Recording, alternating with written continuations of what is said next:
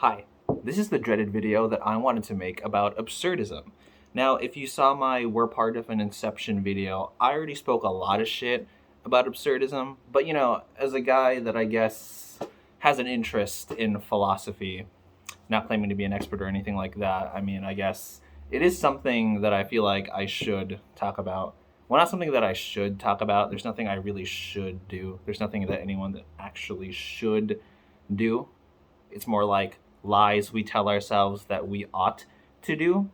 So, on the topic of absurdism, yeah, I've contemplated it a lot.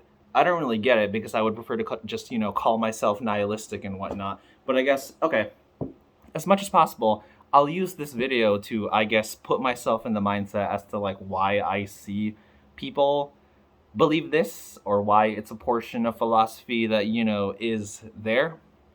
So, okay, essentially, you have this idea of the absurd, right? And that essentially comes from not finding meaning in life.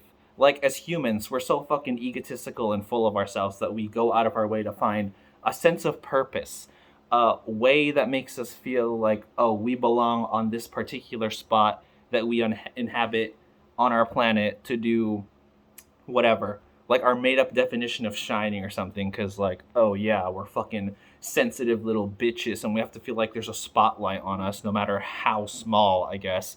Even motherfuckers that try to be humble, they're bragging about being humble, if you ask me. You know? Like, even if somebody compliments them as, like, being such a humble person, and yeah, they don't really confirm it or anything, or they just kind of, like, look there passively, they're eating it up. Their ego's eating it up in their mind. So, okay, yeah. The absurd comes from this idea where when you attempt to find meaning in life, you essentially hit a dead end, a brick wall. See, I would have been fine just ending it there because, yeah, I have more nihilistic undertones in the sense that, like, okay, you hit that brick wall, you realize that there's nothing more, nothing less. So then, okay, what are you doing? Projection. What are you doing? Plastering, distraction and whatnot.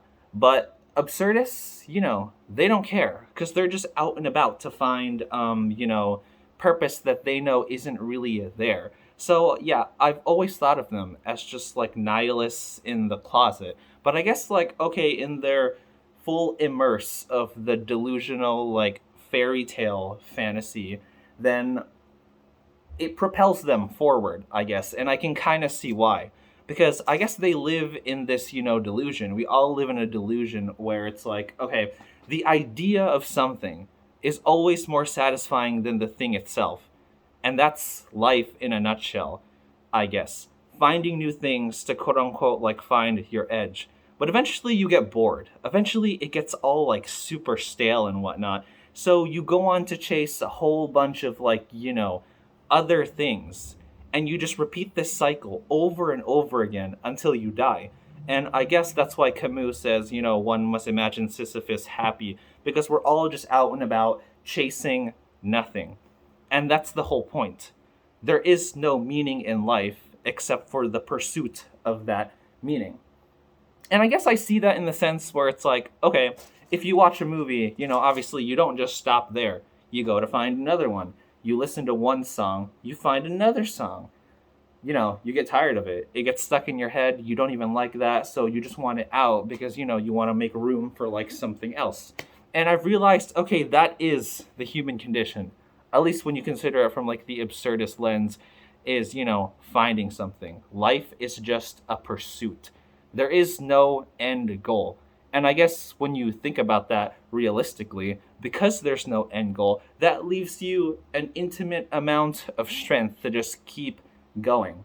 Because, you're like a fucking hamster on a wheel, just over and over and over again. And that is life. Repetition.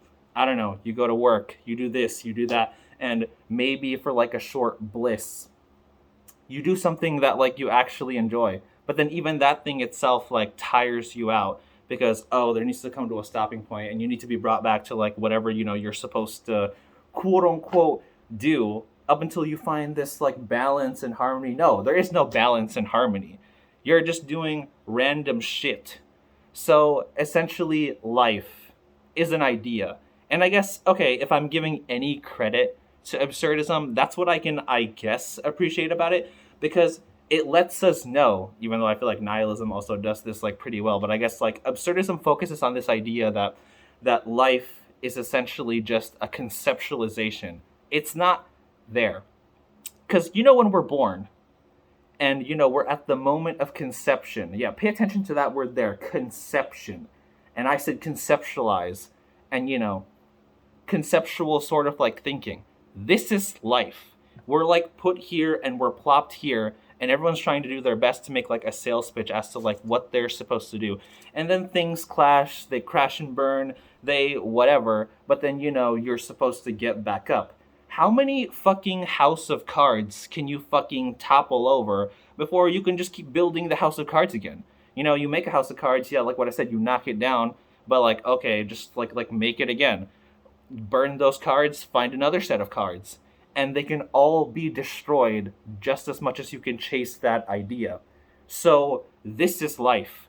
There was no start, there was no beginning. It was just the pursuit. It was just the doing. It was just the propel of, this idea. And that's what it's all about. And words, they're just concepts. Like, we're just playing like semantical games of what connotations and all this and all that, is or isn't supposed to be. And I feel like, okay, if I'm doing my best, I'm already in that spirit because I don't even entirely know what I'm talking about. But obviously, I know I've been saying the words. Obviously, I know that I've been conceptualizing, placing concepts into not even reality, but this, like, fake reality, this fake perception, this distortion. Is it even a distortion? Because you have no layout, you have no actual foundation. So when you realize it too, you can be crazy just as much as you are sane, depending on which axiomatic thing you want to go with, the made up axiomatic thing. Because, okay, I want to do this. I'm in the pursuit of this. I can't get it, but what I had was the notion to get it. And is that supposed to be the spirit of life, the spirit of nonsense? You get like action happening, even though in actuality, and I know this better, honestly, as a cluster B person, that it's all just hollow and it's all just like void of anything. And nothing will ever fill that void. So that's exactly why he said, I guess, one must imagine Sisyphus happy. Because I guess to live in this stupid world, if there is such a sense of happiness, like whatsoever, you gotta imagine yourself that way. And that's exactly what you do. Because when you come up with goals, when you come up with like ideas and pictures of like what you want your life to be, you had a thought, right? You had like an image in your mind, and that's what you wanted to chase. But then the moment you get it, it falls flat. Because at one point, you kind of just ask yourself, okay, now what? Or is that it? And you're like, yeah, that was it. That was imagining Sisyphus happy. That was imagining yourself happy. Just going.